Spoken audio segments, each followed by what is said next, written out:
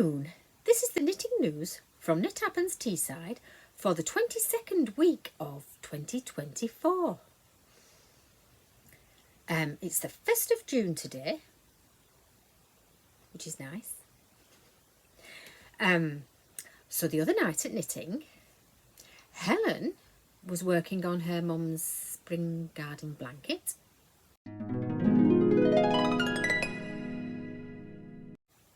And deliberating over other things that she's going to be making soon. She had a box with quite a selection of lovely yarns in it.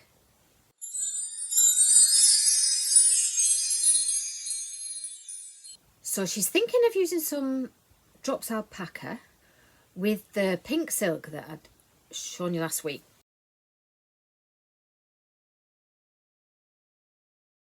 And she's thinking of using the drops alpaca with the silk as a highlight colour, but she still has to find the pattern for that. But she has been looking at like a Fair Isle yoke top down kind of jumper. And she also had some lovely shades of teals and blues, and she was thinking of making a small like a cape with that. So some of the yarn she'd bought when she was on a holiday in Paris with another couple, and the options were to either go to the catacombs or go to the wool shop. So Helen chose the wool shop, but I think I'd have wanted to do both. And Jill definitely wouldn't have wanted to do the catacombs. I think it was a bit of a, like, once you're down there, it's one way and you have to carry on. But I think I'm all for a new experience. Oh, Helen had brought with her an Anne and Carlos book. I haven't had a look at their patterns really very much. I've just seen bits and bobs. But there was a really good mouse in it, and well, all sorts of lovely patterns in it. It's a really good book, and I quite like the doll in it. Or there might be different dolls. There's quite a few different outfits anyway. There was one with a dress and a cardigan on. I thought that was cute, but it's always a bit hard to get the faces right, isn't it? So she brought that book along and another book that was all about texture, I think, textured knitting. Anyway, I'll put a photo on for you.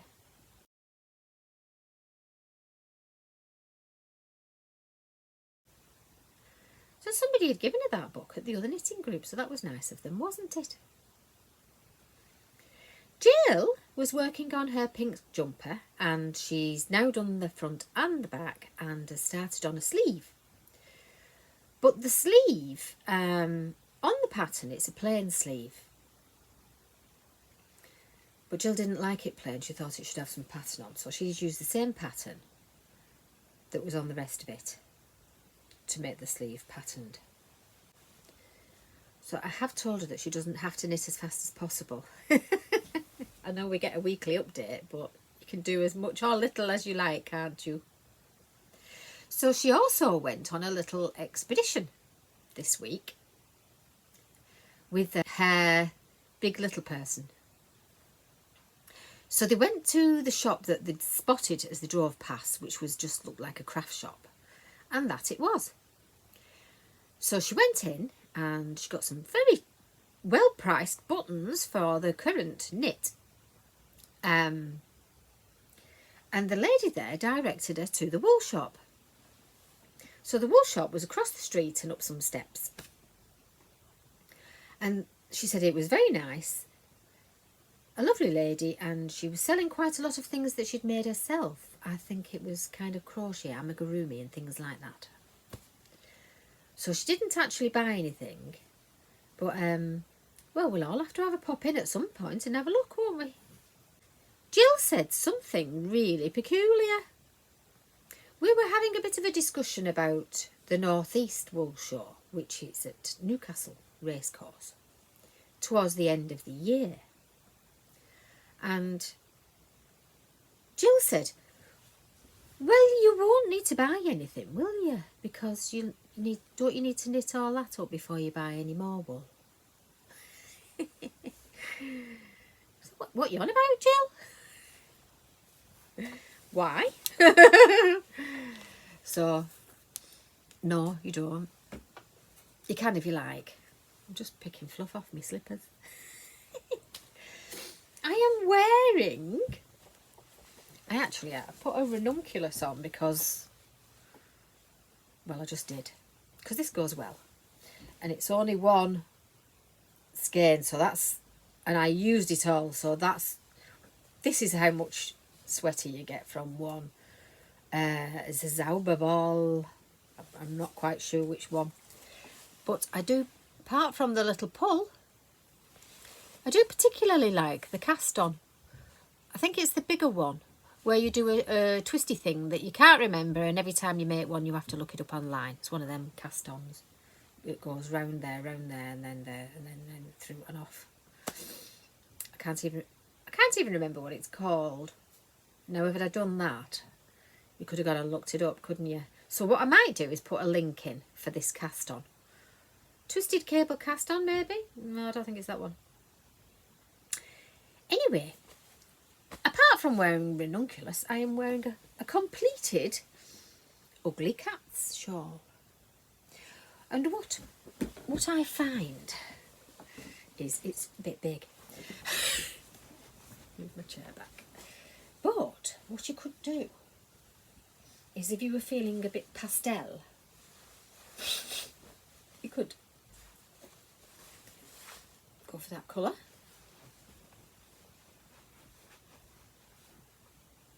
I'm not quite sure there's a clever way of wearing it because it's so big. And then if you were feeling particularly like red for danger, you could go with like... Ooh.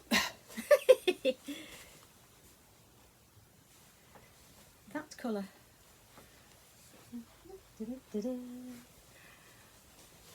So I won't need a coat if I actually wear it, which I should think I will wear it. Well, we'll just have to see. I won't need a coat. I could probably... I know you like my tutorials on how to wear things. You could actually tie it in a knot.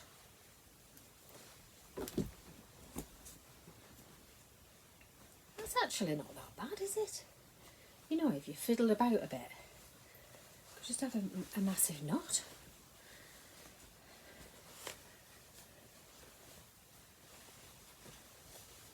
So it's a short.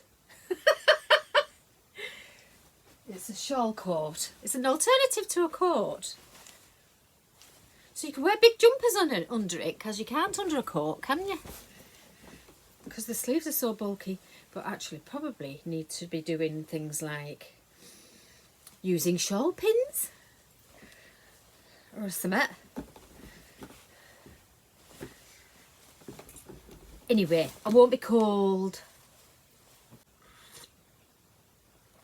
I am drinking loving green tea. It's green tea, orange and cinnamon. And it's a little bit hot. Or grunty, zimt and orange. Grunty.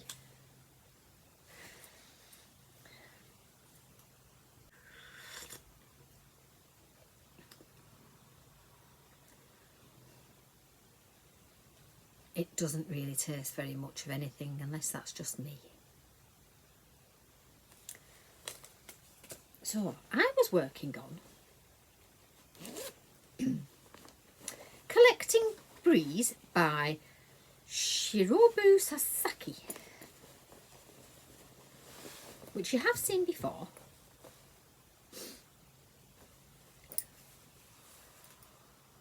Which is this sort of blues and mustardy colours. it's just a very plain, wide, boxy sort of garment. Got a bit of a stripe going on there, haven't I? And not there. I don't care. So round the bottom of this garment, down the sides, we've got a big split with a moss stitch edge. So visible and gathered through that edge will be some mohair lace. I think it's Kids Silk Night because it's sparkly.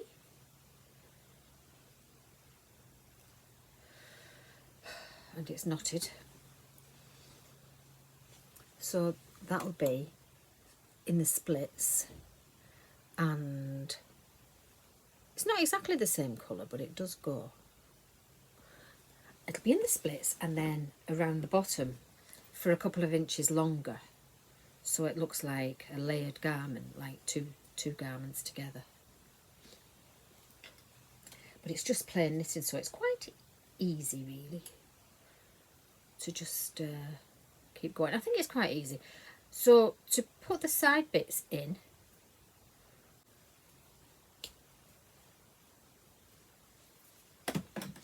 there, got it free. I've got a thing about mohair. I really have. Because it's light, doesn't take up a lot of space. You don't need that much of it. It is kind of expensive, some of it, isn't it? But you need less balls because it's twice as long as a 50-gram ball of double knit or something like that. So it's got a little gathered cuff.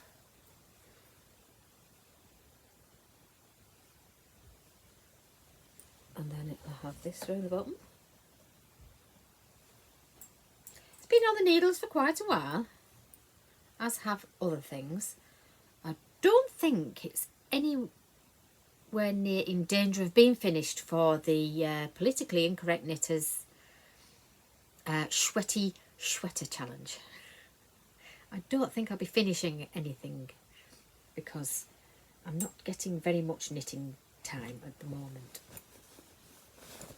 So, the designer of this shawl, Neil, the editor-in-chief of Blocked magazine, he's coming to visit me. And we're going to take some pictures of the shawl. How often does that happen, that you complete something? You complete one of your projects and then you have a conversation with the person who designed it and they say, oh, should we take some photographs? I've booked myself a little course with Di Gilpin, who's a very nice lady. I have met her a couple of times at the wool shows. And it's a course about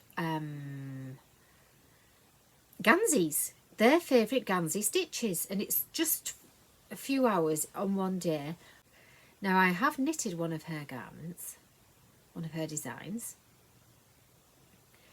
And I might wear it. Because don't you find that, like, wool can be cool? I mean, I know they advertise it as being, but this is wool. This pinafore I made. I wear it in the rain and the rain doesn't go through it. If I had a pair of jeans on, I'd be soaked. It just dries off. And also, the wind doesn't really go through it. And then the weather's a little bit warmer now, so I wear it without the tights, but in winter I just wear it with tights and it keeps me very lovely and toasty. So I'm planning, when I have the time, to be making some more clothes for myself, because I've got some really nice pieces of wool and linen and things like that. So you might see them if I ever get round to it. Now, the cat's fine, absolutely fine. Quite talkative. She's getting more vocal as the weeks go on. Rather a meowy little cat. The dogs are fine. So that's all good. I haven't seen my fish yet. I see the odd plop. The water's still a little bit green. Working on it. We've had quite dull weather, so my oxygenating bubble machine hasn't really been working very much. And, well, it's an ongoing thing. I think I have to be patient, but I have been cleaning it out as much as I can. So what else I found? Oh, well, me and my daughter found, actually. Around our garden, we've always had the common garden spiders. Now, they grow to being a good size, and they're a bit kind of stripy, and they look like a shield sort of shape. In the greenhouse, we had, on one of the plants, or a couple of the plants, little clusters of teeny tiny, minuscule, like the size of a pinhead. I mean, not one of these pins, like a real pin. A little metal pinhead. Oh, a needle, that's handy. A little metal pinhead. Loads of them, hundreds of them, all in a little clump. And so if you don't like spiders, you might not want to watch the rest. So if you blow on them, they go... They like all toddle off, and then they all reconvene. So we had a couple of clumps in the greenhouse, and there was some on the water butt, and then I found some on a box plant.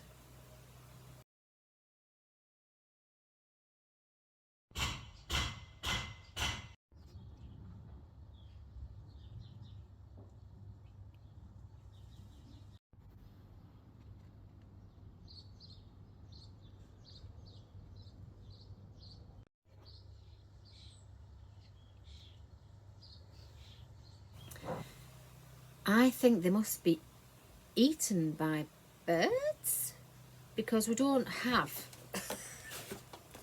As the season goes on, they grow, they trap all the flies and things, and they grow, and we end up with a fair few sort of almost maybe territorial spiders, because they all have their areas. The bushes around the pond will have like loads of webs all over it, but we don't have thousands. We just have maybe, oh my, I don't know, it's funny, isn't it, when you look. If you look out at your garden, you can't see these things, but there must be hundreds. We haven't seen Derek. I don't know if I'll see him again or not. So, I'm quite excited about my visitor, our visitor. Fun times. So you'll see some of that. Don't know what I can say and what I have to keep secret. I'm not quite sure, so I'll have to check. So, I think that's it for this week. So, more news, maybe next week.